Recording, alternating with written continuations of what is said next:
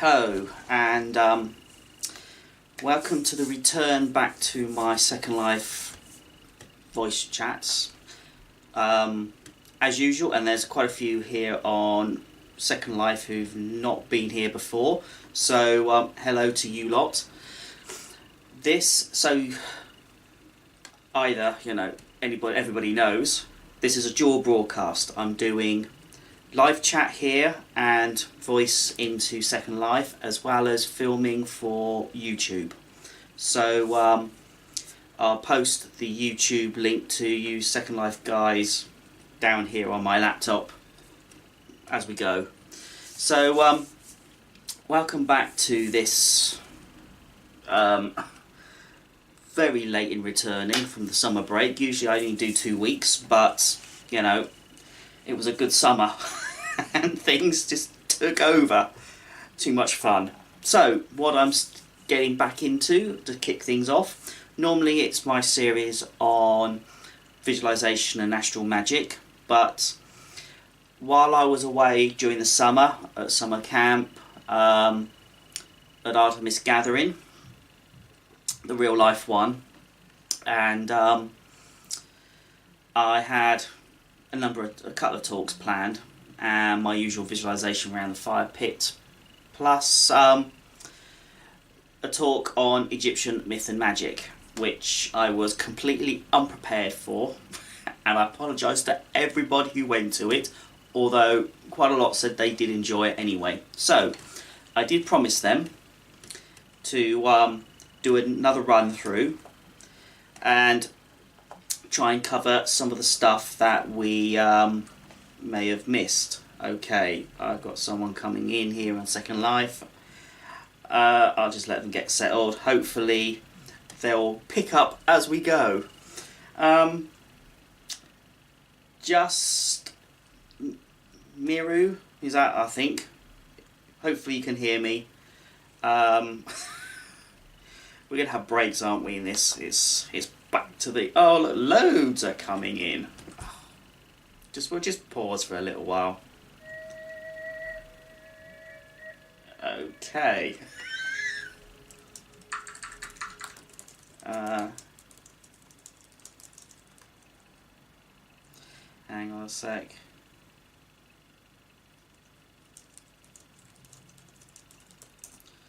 Okay, so I'm just going to continue. If they can catch up with me, then fine. Anyway, so problem was with the talk that I did at Artemis Gathering was it was 45 minutes to an hour absolute outside, because we all have to get to other things. So 45 minutes, that's really not enough to do this topic justice. Ancient Egyptian religion, myth, magic, the whole lot, you know, covers a few thousand years. So there's a lot to cram into 45 minutes. So hopefully with this one, if you notice the Second Life and probably the YouTube title will be part 1, we're going to go on a very scattergun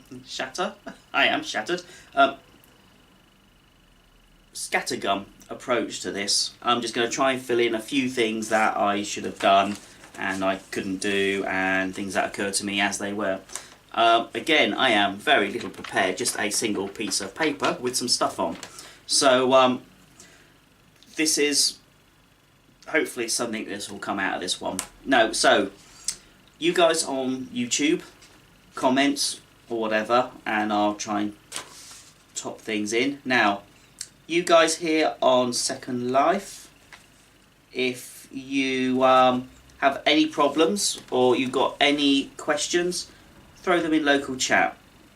I'm happy to take this. You know, you guys here can hopefully will be able to sort of guide the way this session's going to go to some extent, because it's for you to ask questions, you know. So okay, we will make a start. Okay, cool, crikey, there's quite a few here. Hello, all those that didn't come in till the last minute. Hopefully you can hear. Okay, so where shall we kick off in this huge area that is ancient Egyptian magic and myth? Well, we'll go back to the start, shall we? And I must point out, your expectation levels, I'm going to set them now. I'm not an academic. I have, and obviously there's some of you here that have got no idea who the hell I am anyway. I've just been working with a comedic practice for many years. I would say point you to my other sessions and they'll get you going. Oh, Hypno here. Yay. Hello, Hypno. So, I think everybody's crazy. Okay, someone can't hear. Never mind. Oh, chaos of return. It's like getting back to school, isn't it? Anyway, okay, so to sort of grasp the whole sort of thing behind Egyptian approach to magic is to sort of understand the Egyptian civilization as itself. It is radically different from many things that then followed on. Most often when I sort of see talks about ancient magic and so on, they start at the Greeks. Now, possibly that's because from Greek onwards it's fairly similar to the way we do stuff now. Anything prior to them is a bit weird. Now I have to say the same goes for Egyptian magic and their belief systems and so on. It's a bit crazy and it's changing all the time. I've got a few friends who do Egyptology and so on in a more professional way than what I would ever aspire to. And well, and I've gone to a lot of conferences as well, so things are always changing. Anyway, okay, let's get going, cracking. Oh, hello, I didn't see you say hot. You're a bit late. Yes, no worries. Okay, so Egyptian history in a nutshell, and this isn't a serious nutshell. So while sort of Europe was coming out the Ice Age, the northern Africa, what's now the Sahara, you know, Libya, Egypt, Tunisia, all of those sort of African countries along the top there, instead of being sand, they were really very lush. Grasslands, forests. It was a very pleasant place. And there was obviously good hunting and so on. Life was pretty much brilliant, I would imagine. Probably still harsh, but certainly a lot nicer than it would be right now if we were to plonk a tent down in the middle of the desert. So, as the Ice Age passed and things warmed up, the forests started to recede and be replaced with desert. That put a huge pressure on those groups of people that were in those areas. Obviously probably would have been a gentle, it's, you know, this is over thousands of years, it would have receded. There could well have been some quicker moments, but you know, this is how all sort of global warming works. We sometimes just don't notice it. And so things started to recede and the encroachment of the deserts. So that put pressure on hunting and sustainability of these groups of people. We're not entirely certain really about what these groups were like, because the archaeology is very vague, mainly because the desert's in the way now.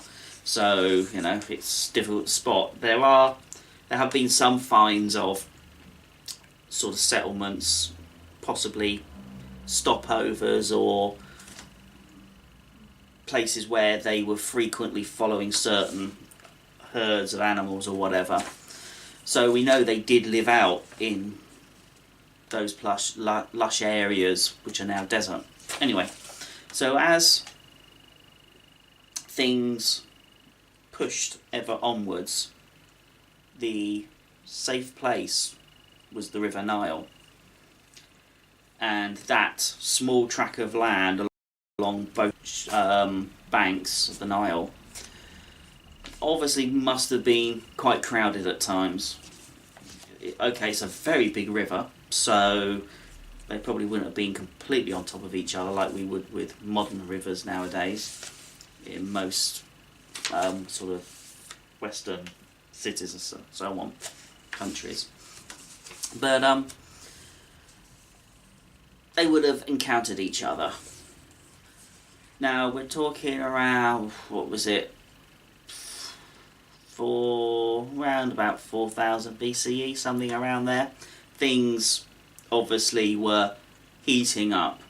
There were conflicts, obviously competition for resources, power struggles, and so we then have around, I think it's 2500, about 3000 BCE, where we start to sort of get a concerted effort to unify the the tribes, and whatever it was, whatever happened, they did it. To suddenly then come in with sophisticated riding systems and so on as they were, it's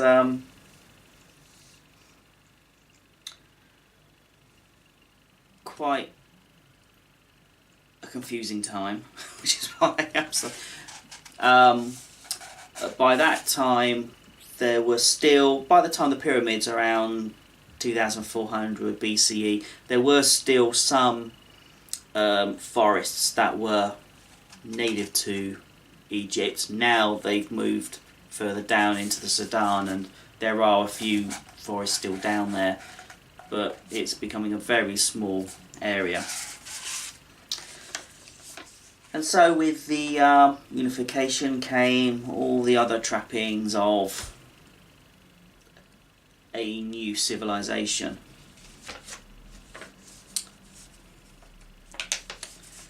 Along with that came an interesting set of deities.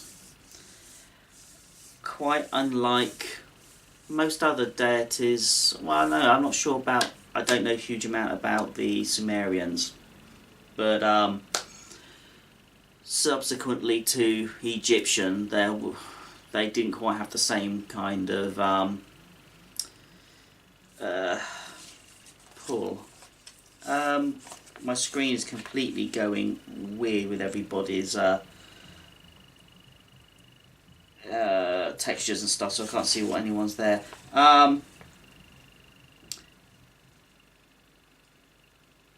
Okay, we lost a few. I've just missed some.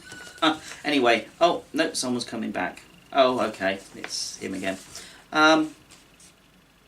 So, deities. Now, we have a huge number, and I've got an extensive ancient Egyptian library.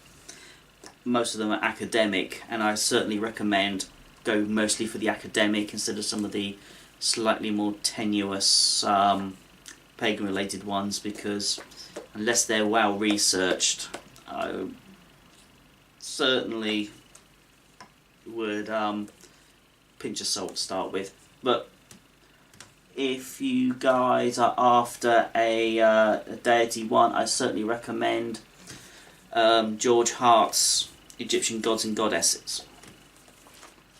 It's been around a long time. But anyway, so deity stories, the creation myth. It certainly evolved over time a number of aspects of the creation myths.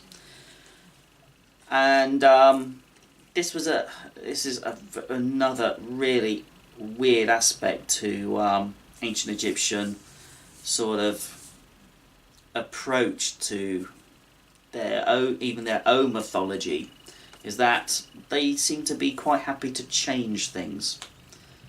For example, the creation, there are some consistencies. Okay, actually I'll go through one and then I'll point out a couple of changes. So, we have, before the world was created, was an egg of water that was chaotic, just churning water, called Nu or Nun. Excuse pronunciations of some of these words. Various people will pronounce them slightly different. It depends on the transliteration of the hieroglyphs and so on. So we have this egg of Nun, N-U-N or N-U, whichever you want to do it. And within there was an architect deity.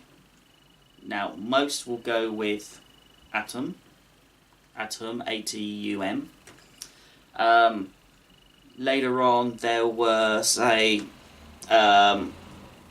the temples at Memphis. They were sort of temples to Ptah, and they say Ptah was the creator and not Atum. But they were a powerful set of temples, so, you know, they can claim it that their god was the one that was there at the start. Who cares? Anyway, so there's this egg, Atum, and he decides to bring about the creation, as you do. I do that all the time.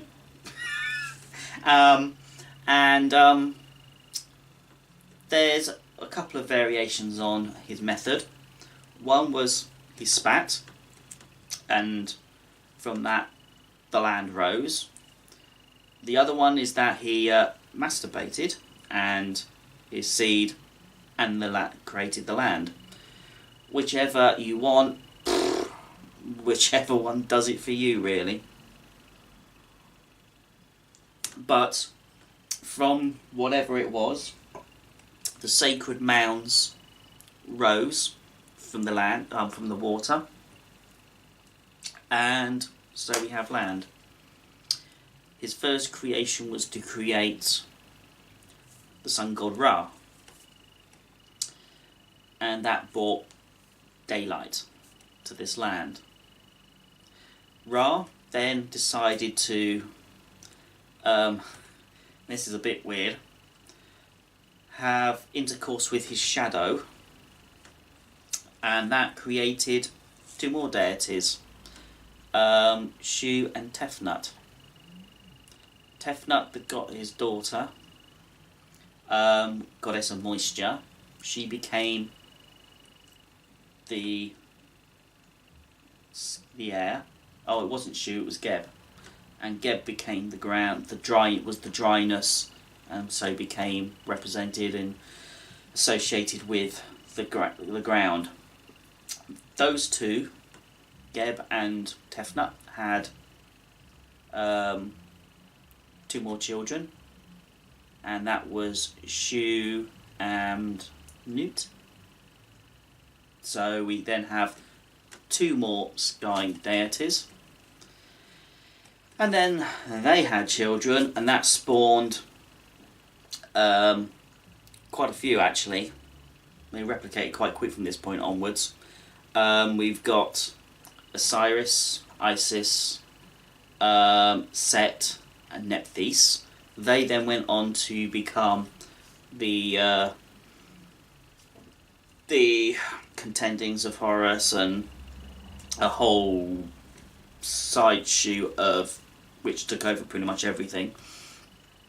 And let's think, Set and Nephthys had children, and that was Min and Thoth. And I think another one as well, I can't quite remember. But anyway, so it then gets a bit crazy in who else had whatever. But that's pretty much the main gist of the creation. What I've sort of worked on recently was the festival of the 10 dead deities of Dendera.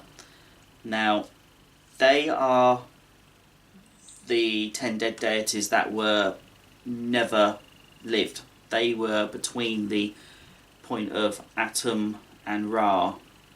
Some spirits of some kind. It's not entirely certain, because if Ra was the first deity, how come these ones here? It's all confusing. And I'm probably confusing you guys too, anyway. So, I think someone mentioned earlier that they are a fan of Bast, and she is quite awesome. Of the deities,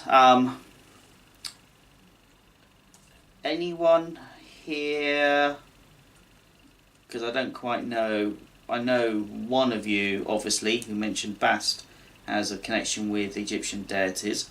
Anyone else, just throw some deities that you deal with.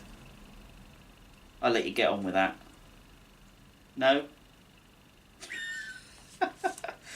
Oh, this is going well, isn't it? So, I'll mention about the contendings of Horus while anyone's actually thinking about typing anything. And that sort of... Oh, we have someone. Sekhmet. Well, Sekhmet and Bast are quite close to my heart, really.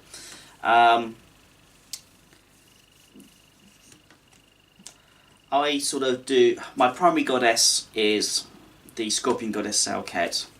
Anubis, who's got a festival today. The ceremony of the transformation through Anpu, which took me a bit of working out what that was meant to be. But Anpu was my first, and then Salket came on.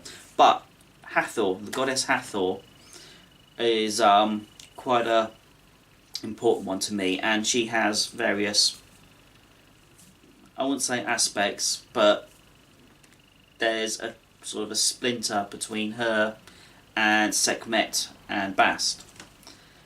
And Bast and Sekhmet are sort of the two opposite ends of the sort of spectrum of the lion goddess. So lovely. In fact, every time I'm in the British Museum, I will always pay my respects to those awesome goddess statues of her in there. There's 5, I think. Those 3, that one, and then one in the other side. Yeah, they are just fantastic. You've got to pay your regards to the goddess in whatever form. Yeah, but the contendings of Horus. That's where I was going to go. So, this was not fully written down. I picked up some bits and pieces of this at an archaeological conference a few years back, and that most of it wasn't sort of documented, or it was assumed everybody knew, but the bits that have sort of survived to nowadays were of Greek influence. So, I'll go with again. This is the gist of what most of us tend to know as the contendings of Horus. Obviously not the full story, because that is really quite long. But the initial point of Osiris. No, we'll go back. I haven't finished the full creation story, but that leads into it. Okay, we'll do that. So, Ra creates all these deities. He's, it's permanent day. He thinks, okay, the deities are all wonderful and all, but on these power bits of ground, we want something nice. So he sheds tears, and from those tears, animal life and human life comes together. Some say it was actually from the dirt of clay from Geb created them from man on his potter's wheel, but that has some reminiscence of possibly Christian aspects to that, so I'm not sure where that comes from. But anyway, so humans are there, and they have day, and they moan, say, day's lovely, but we want some night. We can't cope with the daylight all the time. So Ra elevates takes his eye, one of his eyes, and puts that up during the night time, but not as bright. So then we have day and night. And I've not explained that right, have I? But that's the best I'm going to do right now because I'm shattered. I may revisit that one again. So man evolves and time moves on. Ra ages. For a god, that seems a bit weird, but we'll roll with this. Ra decides he needs a new heir to take over his position on the throne of the gods. Now, Osiris and Set start to think, okay, there could be some stuff going on here. Set thinks he should be the next, but Osiris is possibly edging it a bit more. So Set is quite on the thing of let's try and get rid of the opposition kind of stuff, and they've never got on that well. So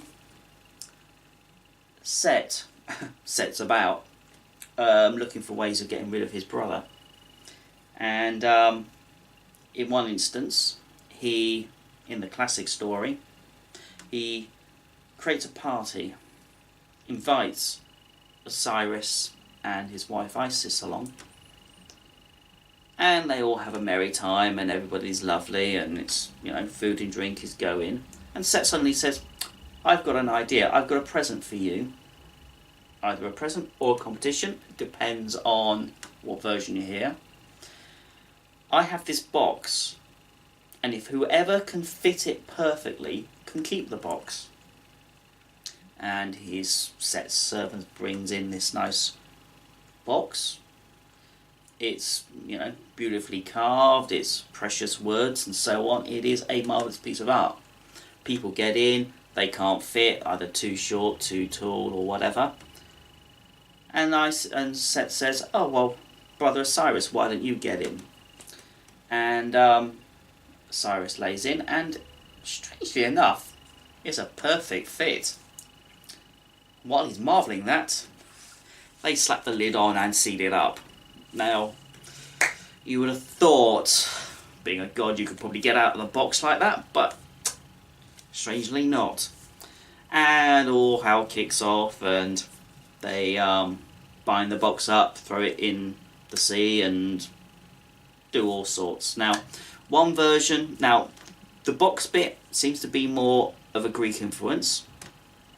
The earlier versions seem to suggest that actually Set just hacks Osiris to death, which seems more interesting, his Egyptian way, slightly more direct, as though sticking him in a box and getting all a little bit exciting and story-filled seems to be a Greek thing.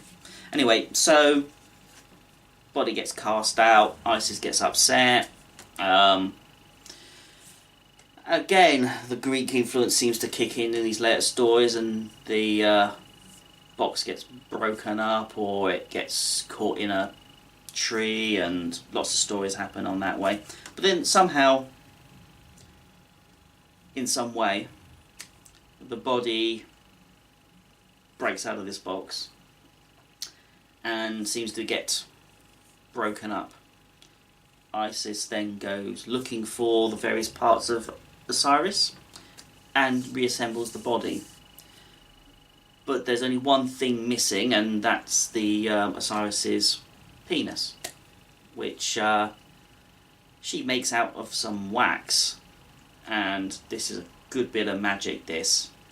And we'll come to some of this in a minute. I'm going to follow on with some of this stuff on the wax magic. And then she transforms into her bird form and sort of has a way with him and becomes pregnant, and then she has Horus, and Horus becomes Seth's object of attack. And it goes on for a very long time. There's lots of stuff where Seth is really trying to upset and kill Horus at every opportunity. It is the classic wicked uncle stuff. But let's look at the wax stuff. This was one of the. This was at you see, at the Artemis Gathering talk, I went on a lot about the mythology stuff, and it was upsetting people because I needed to talk a bit about the magic, which I'm going to probably do more magic next time than this one. Yay, than the mythology. But I'll talk about an aspect of Egyptian magic now that relates to the Isis-Osiris thing and the birth of Horus, and to a lot of stuff that I tend to do now, and that is the use of wax. The use of wax within Egyptian magic is very old. There's literature. I didn't get it out of the cabinet. It's called The Literature of Ancient Egypt by a guy called Simpson. It's been around a good 30-40 years, this book, and I've got about 2 different editions myself, or even 3 editions of it, and it's got some amazing stories in it. And there's one story,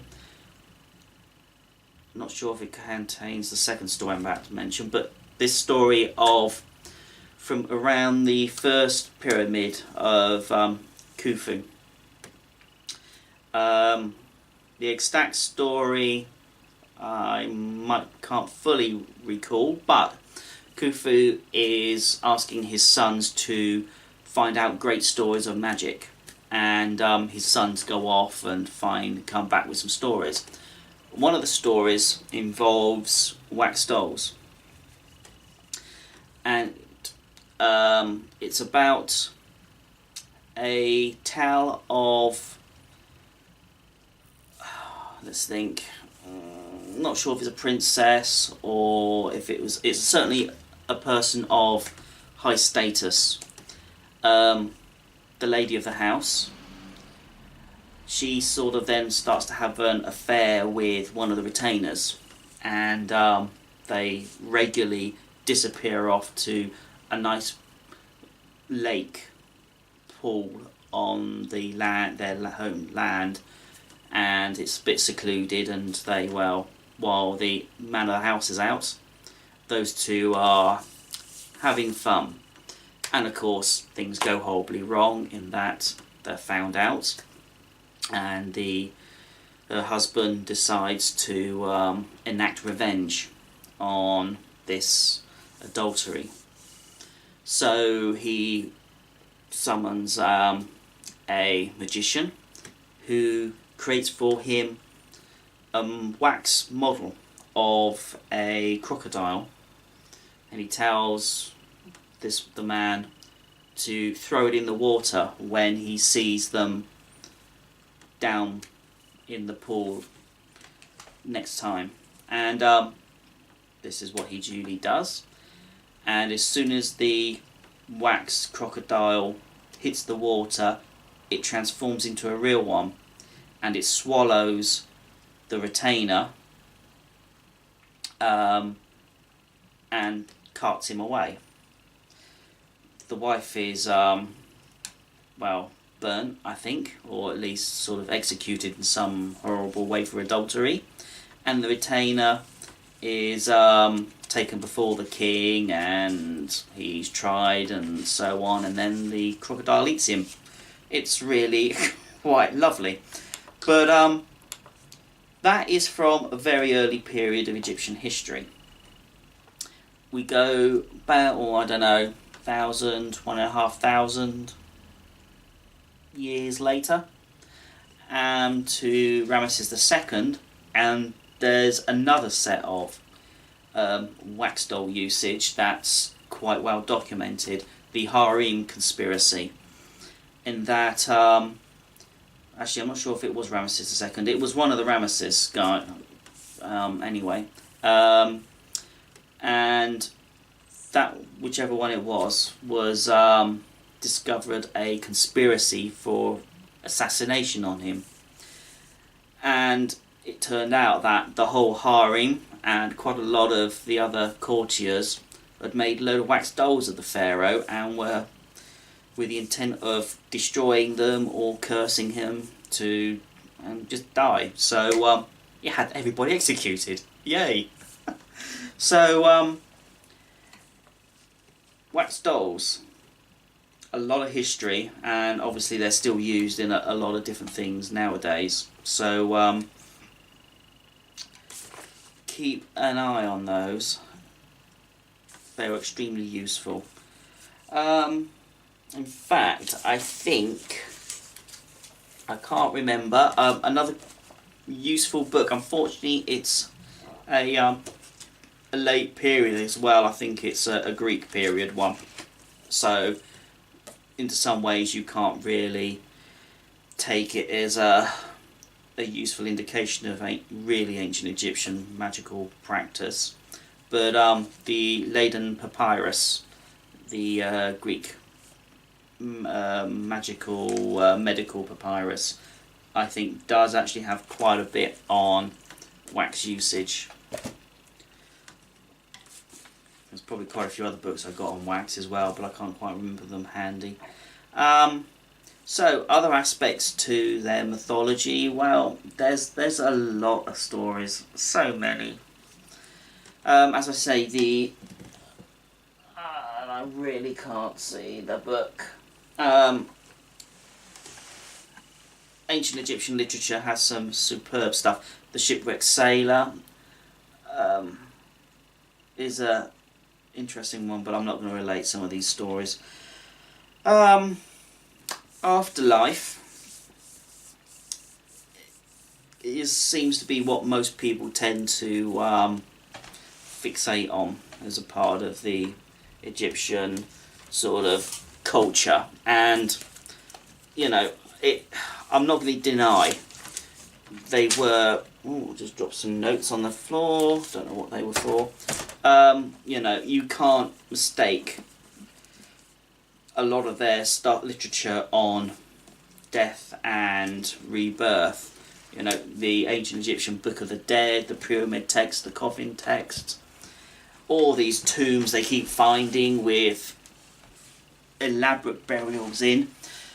It does suggest that they sort of, a cursory look, that they were obsessed with death. Well, not so much obsessed with death, they were obsessed with life and the need and desire to continue that into the next life. For example, you know, they have huge amounts of amulets, and I talk about that on another of my sessions that I do here. And yes, they have a huge amount of amulets, but they're not all to do with death. They're to do with a lot with getting through life unscathed, which was quite a challenge for them. So, sort of the whole death and rebirth thing. Not quite rebirth. So, you know, the funeral procedures. We have the mummification, which is a whole 40 days, or is it 70 days? It might be 70-day process for the embalming. Obviously, this only applies to those that were wealthy, those that, if you were poor, you had to compromise excessively on the extent of preparation you could perform. But this whole set of funeral texts that were associated with the burial is a means to enable the soul, and the soul is, I'll talk about the soul because it's quite a complex concept, the soul for the ancient Egyptians. Allow the deceased, that might be a better thing to point out, is the deceased, not the soul, was able to transition smoothly through the act of weighing the heart, the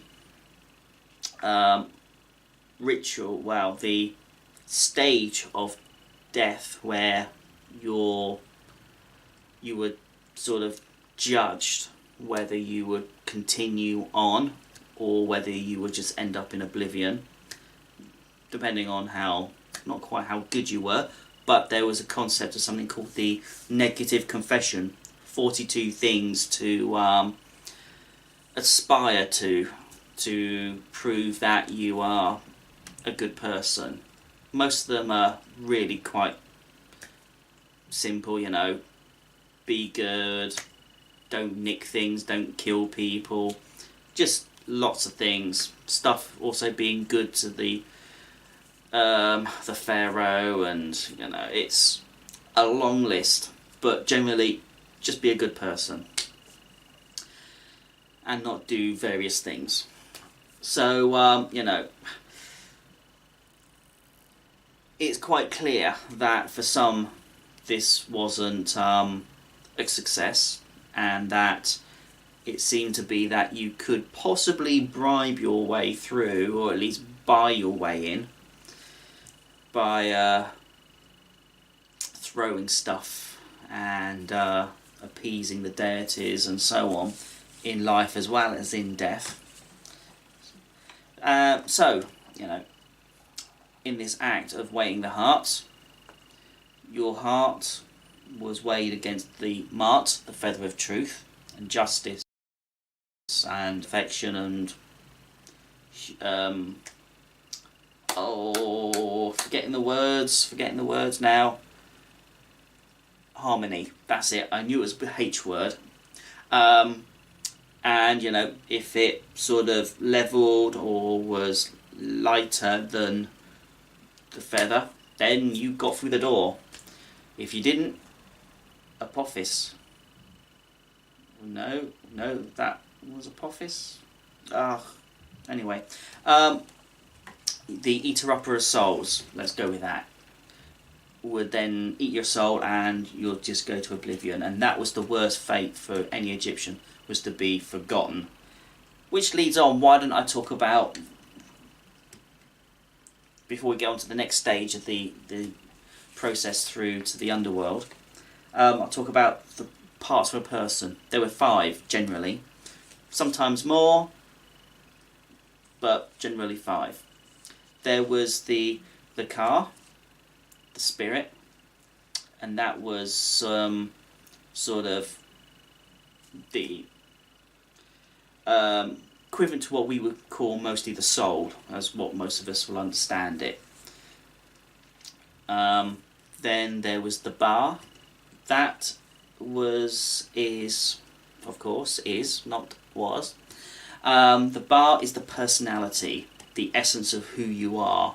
It is everything that makes you you as a living person, but it's the a spiritual form of that.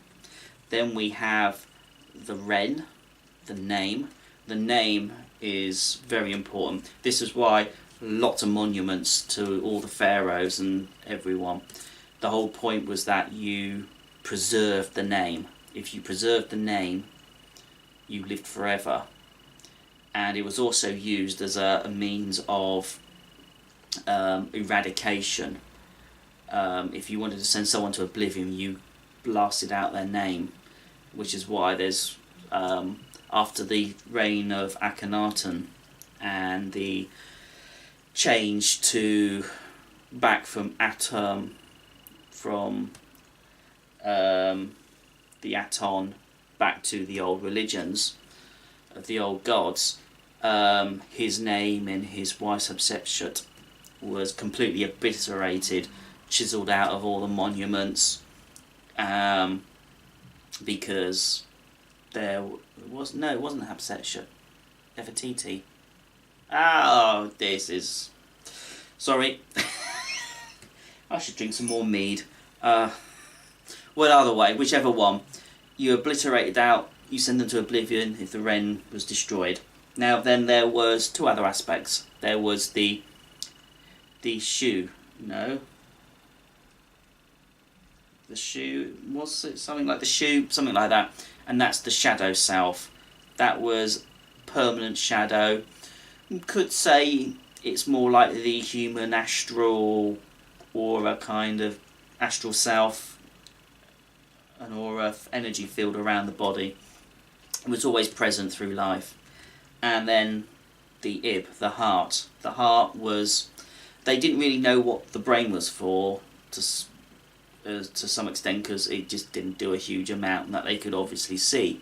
But the heart was beating, and when it stopped you were obviously dead.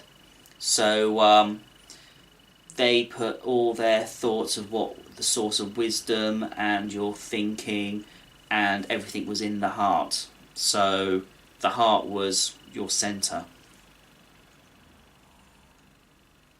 Anyway, everyone's being a bit too quiet. I don't like that. So, the journey into the... Oh, okay, I've rattled someone now. Oh, dear. Enjoying what I was saying? Oh, you are so kind. Okay, yes, the journey into the afterlife. So, the underworld. This seemed to be a really difficult journey. There were 12 sections to the underworld, and it would be a battle to get through each one.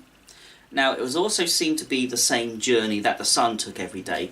Ra, on his boat across the sky, would be born in the morning, go across the sky, and then down in the west would enter the underworld, fight his way back to be reborn as the sun again.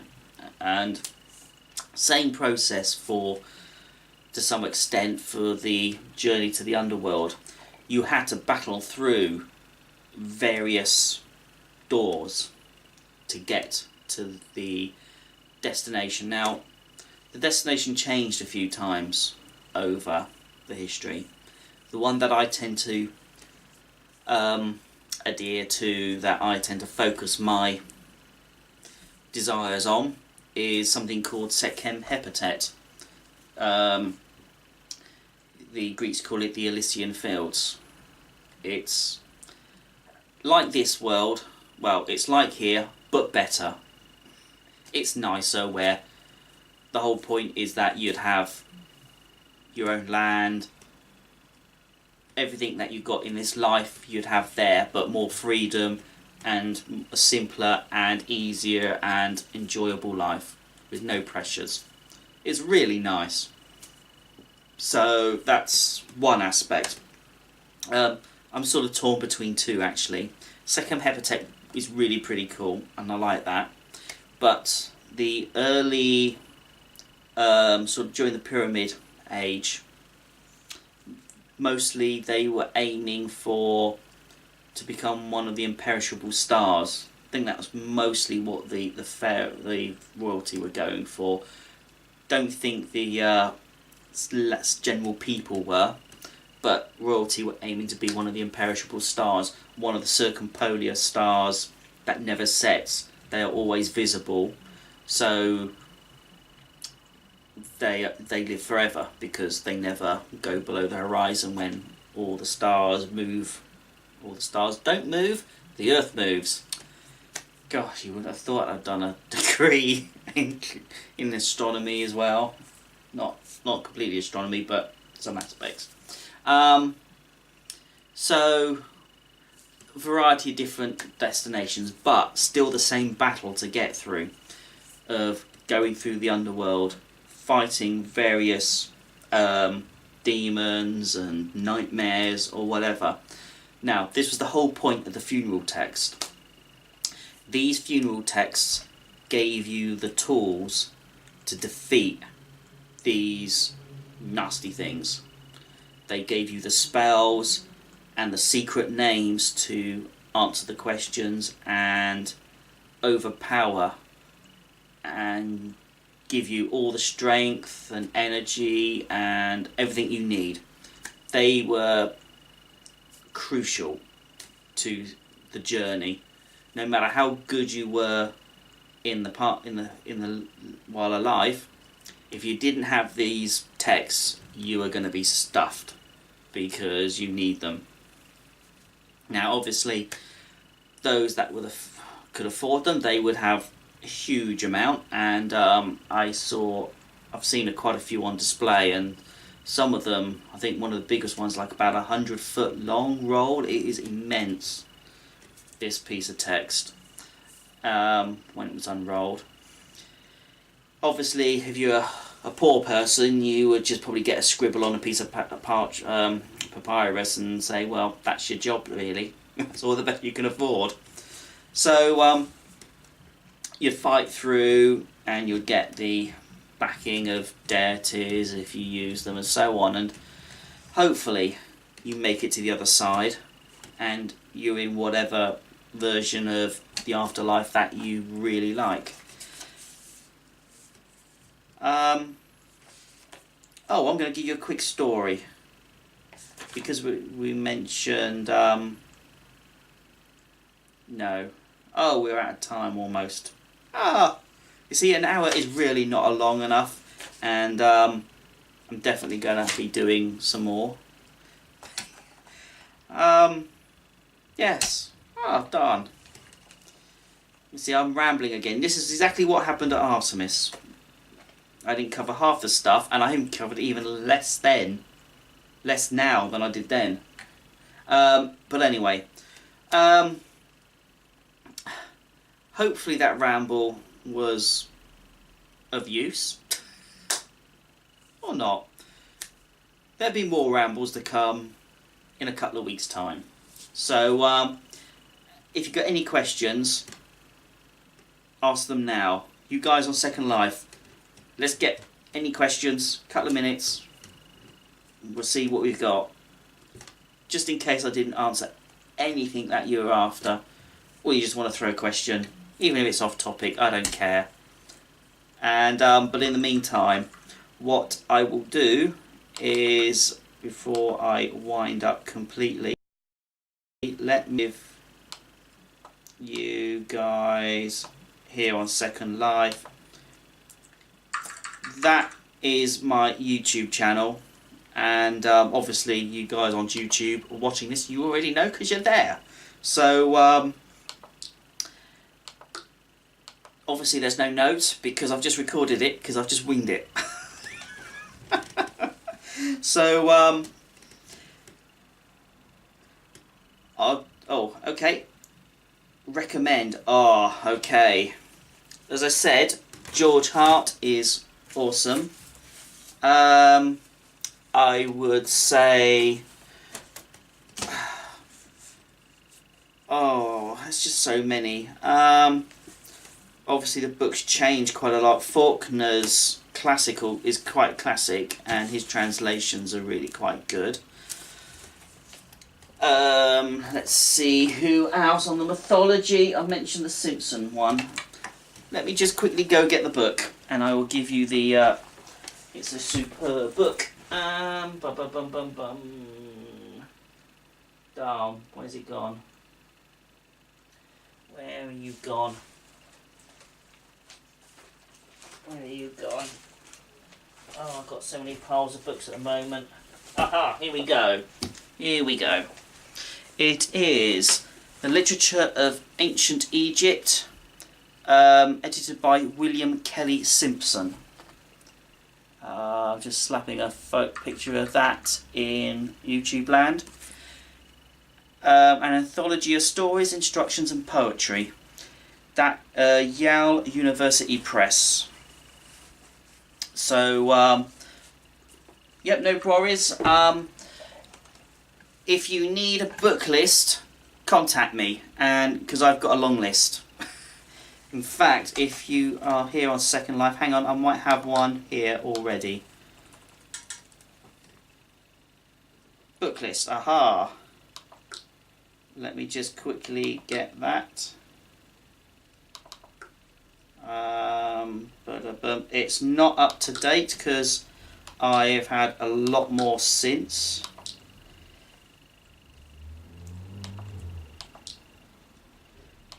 What isn't on there is a brilliant set of books by Christian Jack.